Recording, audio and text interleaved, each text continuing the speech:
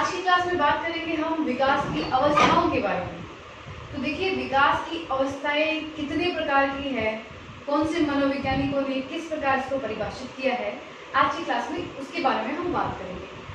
Feldman एक मनोवैज्ञानिक है, उन्होंने बहुत अच्छी एक परिभाषा दी है विकास की अवस्था के लिए कि आदमी अपने जीवन में बहुत सारी अवस्थाओं से गुजरता है, एक अवस्था से लेके दूसरी अवस्था में वो गुजरता है।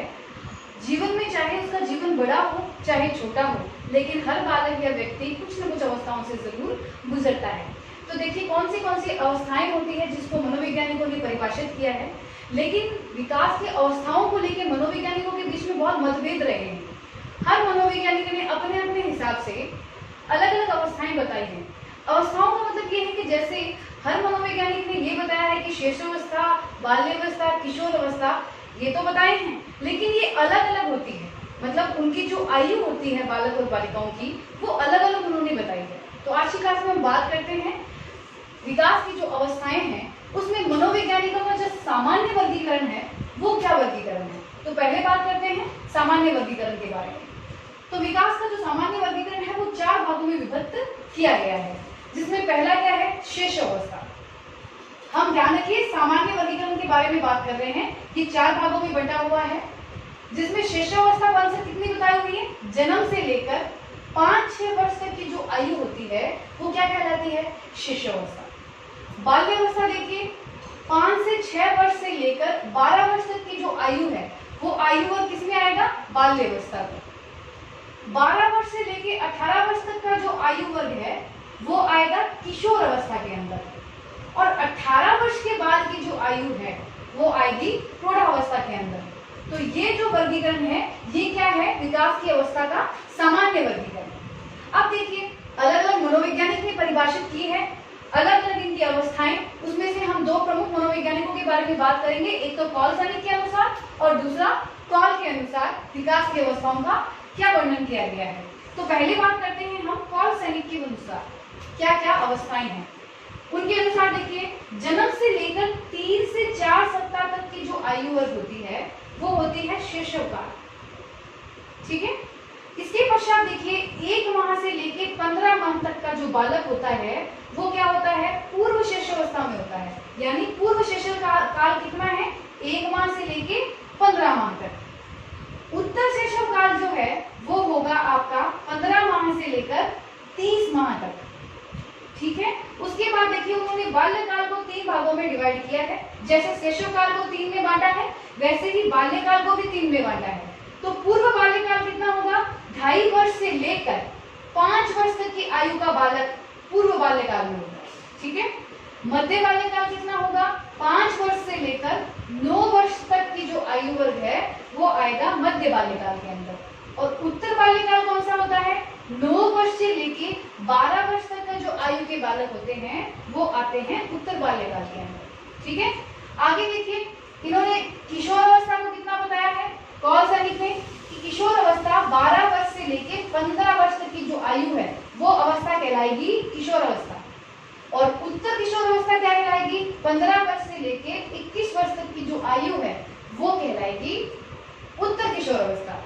तो ये जो वर्गीकरण है, शैशवकाल, पूर्व शैशवकाल, उत्तर शैशवकाल, पूर्व बाल्यकाल, मध्य बाल्यकाल, उत्तर बाल्यकाल, किशोर अवस्था और उत्तर किशोर अवस्था, इस प्रकार से विकास की अवस्थाएं विभाजित जिसने की है वो कौन है, कॉल-सैनिक। तो देखिए, वर्गीकरण किसी के अनुसार भी पूछा जा सकता है। यहाँ पे सामान्य हमने पढ़ लिया, अब हमने कॉल-सैनिक का पढ़ लिया, अब हम पढ़ते हैं कॉल के अनुसार। कॉल के अनुसार विकास की अवस्थाओं को किस प्रकार विभाजित किया गया है, इसको ध्यान से देखिए, ये बहुत महत्वपूर्ण है, एग्जाम के अंदर प्रश्न पूछे जाते हैं। देखिए, पहला देखिए, गर्भावस्था।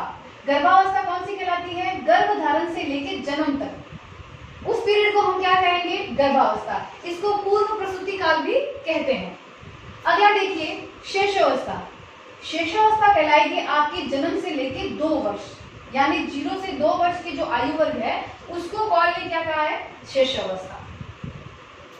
उसके बाद उन्होंने बाल्यकाल को 3 भागों में विभाजित किया है, पूर्व बाल्यकाल, मध्य बाल्यकाल और उत्तर बाल्यकाल। उसमें पूर्व बाल्यकाल की आयु क्या है, 2 वर्ष से लेके 5 वर्ष तक। मतलब 2 वर्ष से लेके 5 वर्ष तक का जो बालक है वो पूर्व बाल्यकाल के अंदर आता है, किसके अनुसार, कॉल के अनुसार। अब देखिए उन्होंने मध्य बाल्यकाल से बालक और बालिका यानी बॉय और गर्ल इन दोनों को अलग अलग उनकी अवस्थाएं बताई है। कॉल के अनुसार बालक और बालिका का विकास अलग अलग होता है, उनकी आयु वर्ग अलग अलग होती है। तो देखिए मध्य बाल्यकाल से लड़के और लड़की इन दोनों की जो अवस्थाएं हैं वो अलग हो जाती है। तो देखिए बी को इंडिकेट बॉय है, जी को इंडिकेट करती है जो गर्ल है, ठीक है। तो देखिए मध्य बाल्यकाल में एक लड़के की जो आयु होगी वो कितनी होगी 6 से 12 वर्ष, और एक लड़की की जो आयु होगी वो होगी 6 से 10 वर्ष। किसकी बात कर रहे हैं हम? मध्य बाल्यकाल की, ठीक है। अब आगे बात करते हैं उत्तर बाल्यकाल की। उत्तर बाल्यकाल में जो बॉय यानी लड़का होता है उसकी आयु होती है 13 से 14 वर्ष, और जो लड़की होती है यानी गर्ल उसकी आयु होती है 11 से 12 वर्ष। किसमें? उत्तर बाल्यकाल में। आगे देखो उन्होंने किशोरावस्था को भी 3 भागों में बांटा है, पूर्व किशोरावस्था, मध्य किशोरावस्था और उत्तर किशोरावस्था। तो पूर्व किशोरावस्था के अंदर जो बॉय है यानी जो लड़का है उसकी आयु होगी 15 से 16 वर्ष, जो लड़की है उसकी आयु होगी 12 से 14 वर्ष। ये थी पूर्व किशोरावस्था की बात। अब हम बात करते हैं मध्य किशोरावस्था के बारे में। मध्य किशोरावस्था में जो लड़का होगा यानी बॉय होगा उसकी आयु होगी 17 से 18 वर्ष, और जो लड़की होगी उसकी आयु होगी 15 से 17 वर्ष। आगे बात करते हैं उत्तर किशोरावस्था के बारे में। इसमें बॉय यानी लड़के की आयु होगी 19 से 21 वर्ष, और लड़की उत्तर किशोरावस्था में कितनी हो जाएगी 18 से 20 वर्ष, ठीक है। तो ये अलग अलग है इनका वर्णन हर अवस्था के अंदर।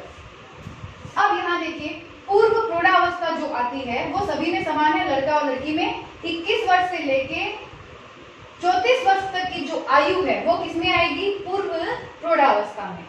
उसके बाद देखिए मध्य प्रौढ़ावस्था की बात करते हैं तो 35 से लेके 49 वर्ष तक की जो आयु वर्ग है वो आएगा आपका मध्य प्रौढ़ावस्था में, और उत्तर प्रौढ़ावस्था क्या आएगी 50 से लेके 64 तक, मतलब ये आयु वर्ग जो होगा वो होगा उत्तर प्रौढ़ावस्था के अंदर। अब देखिए पूर्व वृद्धावस्था। वृद्धावस्था पूर्व जो वृद्धावस्था आरंभ होती है वो होगी 65 से 64 वर्ष तक, और जिसको हम वृद्धावस्था कहते हैं वो होगा आपका 75 से ऊपर। वो सभी क्या होंगे? जितने भी जो व्यक्ति होंगे इस आयु वर्ग के अंदर वो वृद्धावस्था के अंदर आएंगे। तो ये जो वर्गीकरण था वो किसके अनुसार था? कॉल के अनुसार, ठीक है। तो आज की क्लास में हमने बात की है सामान्य वर्गीकरण, जिसको 4 भागों में बांटा गया है। कॉल श्रेणी के अनुसार देखिए हम लोगों ने ये वर्गीकरण पढ़ा है, और कॉल के अनुसार ये वर्गीकरण पढ़ा है। तो आपके एग्जाम के अंदर किसी भी प्रकार से पूछा जा सकता है कि कॉल के अनुसार उत्तर बाल्यावस्था में बालक की आयु कितनी होगी, इस प्रकार से प्रश्न आपका बन सकता है। इसी प्रकार पूछा जा सकता है कॉल श्रेणी के अनुसार मध्य बाल्यकाल की जो अवस्था है वो कौन सा आयु वर्ग के अंदर है। तो इस प्रकार के प्रश्न आपके बनेंगे, किसी भी मनोवैज्ञानिक के अनुसार आपको पूछा जा सकता है। तो आप इसका स्क्रीनशॉट ले लीजिए।